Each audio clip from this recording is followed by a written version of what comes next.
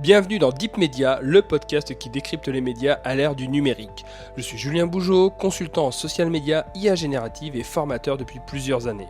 Mais avant tout, je suis un passionné et curieux de l'univers médiatique depuis plus de 15 ans. Dans un écosystème en perpétuelle transformation, comment les médias s'adaptent-ils ? Comment se réinventer face aux nouvelles technologies et aux géants du numérique ? Quel avenir pour l'information et ceux qui la produisent ? Si ces questions vous intriguent, alors vous êtes au bon endroit. Deep Media, c'est un temps de réflexion et d'échange avec celles et ceux qui façonnent l'avenir du secteur. Deep Media, la capsule épisode 8, c'est parti. Aujourd'hui, j'ai décidé de vous proposer un épisode bonus. Pas d'invité, mais un sujet que je vous propose de mettre en perspective en quelques minutes. Depuis plusieurs semaines, Donald Trump a ouvert un nouveau front, la guerre contre le Late Show américain.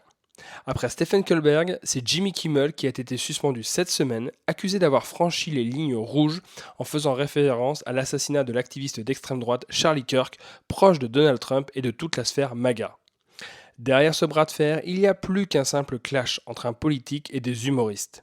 Les late shows, aux États-Unis, sont des institutions, des lieux d'opinion et de satire. Ils jouent un rôle dans la culture démocratique en créant un espace où l'on peut rire du pouvoir et donc le contester. La stratégie de Trump est claire, affaiblir ses contre-pouvoirs médiatiques.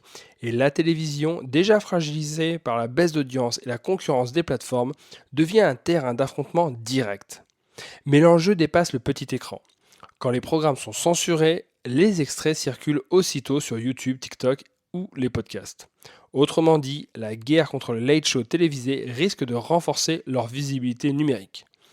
La viralité contourne alors la censure. Alors, que peut-il se passer à l'avenir ? Deux scénarios sont envisageables. Soit ces shows déclinent, étouffés par la pression politique et économique, et disparaissent alors définitivement de tous les écrans, soit ils se réinventent hors des chaînes traditionnelles en s'appuyant sur les plateformes, à l'image de ce que fait déjà John Oliver avec HBO et YouTube depuis quelques mois. Au fond, cette offensive contre les late shows pose une question plus large. Jusqu'où un pouvoir politique peut-il influencer la liberté d'expression dans un écosystème médiatique fragmenté ? Et surtout, la satire survivra-t-elle mieux à la télévision ou dans l'espace numérique ? Une chose est sûre, en ciblant ces humoristes, Donald Trump ne s'attaque pas seulement à des individus.